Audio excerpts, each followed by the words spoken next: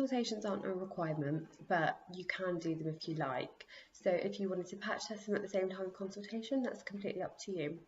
With patch testing, things have changed quite a lot recently. So some insurance companies don't actually require you to patch test for eyelash extensions. So you just need to check with your insurance whether it's a requirement. The reason for this is that unless you have all the glue on all the lashes, you won't know for certain if they're allergic to it. Not only that, people can become allergic at any time, whether they've had them once or had them 300 times in the last 3 years. You can become allergic at any time, and once they're allergic to one glue, they'll be allergic to all of them, whether they're sensitive or not. I just would not recommend getting them done.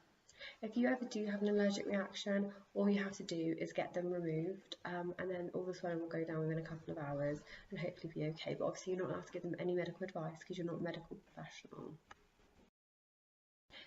In your manual you've got a diagram of the anatomy of the eye along with all the other contraindications that you might get.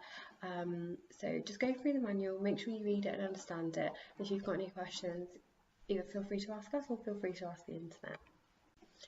There are lots of different types of curls and widths and lengths of lashes. So what you need to decide is what is going to suit people best. I would recommend, whilst you're still practicing, to use C-curl because they're quite curly but not too curly that they're difficult to place on the natural lash. In your manual you have got a diagram of all the different types of curls. There are more.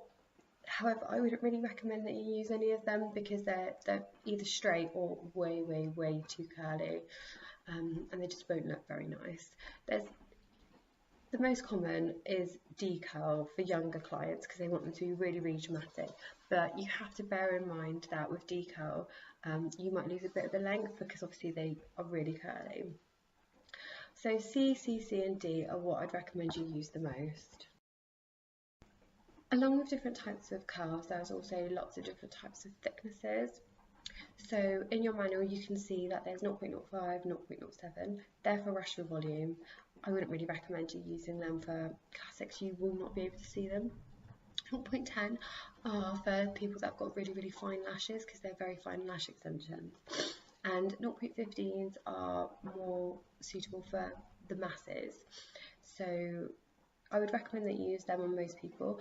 0.20s you can use, but they would have to have really strong natural lashes in the first place.